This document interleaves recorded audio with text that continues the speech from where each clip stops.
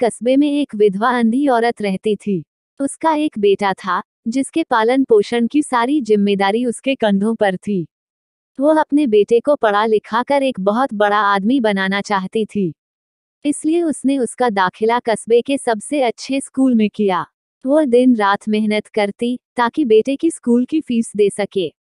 लड़के के स्कूल के बच्चे उसकी माँ के बारे में जानते थे। वे सब उसे अंधी का बेटा कहकर चिढ़ाते थे। लड़का इससे बहुत परेशान था। उसे अपनी माँ पर शर्म आने लगी थी। वो उसके साथ कहीं भी आने जाने से कतराने लगा था। जब लड़का बड़ा हुआ तो उसकी शहर में अच्छी नौकरी लग गई। उसने अपनी माँ से वादा किया कि शहर में मकान लेकर वह उसे लेने आएगा। लेकिन वह शहर गया तो फिर लौटकर वापस नहीं आया। उसकी अंधी माँ उसका इंतजार करती रह गई। कई महीने बीत गए, लड़के की कोई खबर नहीं आई। कई महीने बीत गए, लड़के की कोई खबर नहीं आई। अंधी एक दिन उससे नहीं रहा गया और वह बेटे से मिलने शहर पहुंच गई। पूछते पूछते वह बेटे के ऑफिस पहुंची।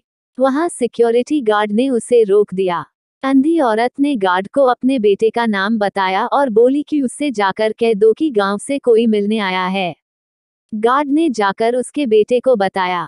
बेटे ने ऑफिस की खिड़की से देखा तो उसे अपनी माँ गेट के बाहर खड़ी नजर आई। वो ऑफिस में सबके सामने अपनी माँ की वजह से शर्मिंदा नहीं होना चाहता था।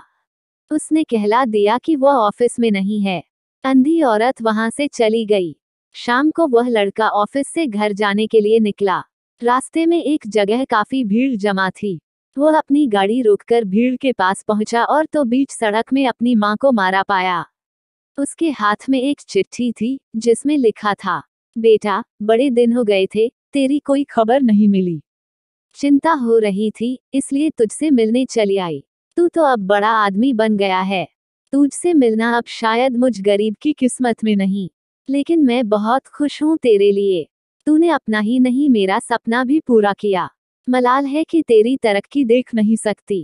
काश बचपन में तेरी आंखों में सरिया न घुसा होता और मुझे तुम्हें अपनी आंखें न देनी पड़ी होती, तो तेरी तरक्की अपनी आंखों से देखकर सुकून से मरती।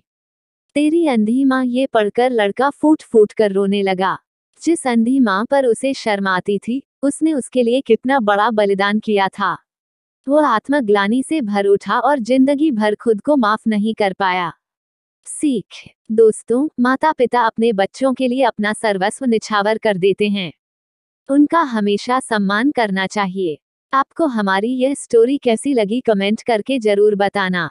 अगर आपने अभी तक हमारे चैनल को सब्सक्राइब नहीं किया तो ऐसी अच्छी अच्छी कहानी सुनने के लिए हमारे चैनल को सब्सक्राइब करना, वीडियो को लाइक करना और मुझे सपोर्ट करना।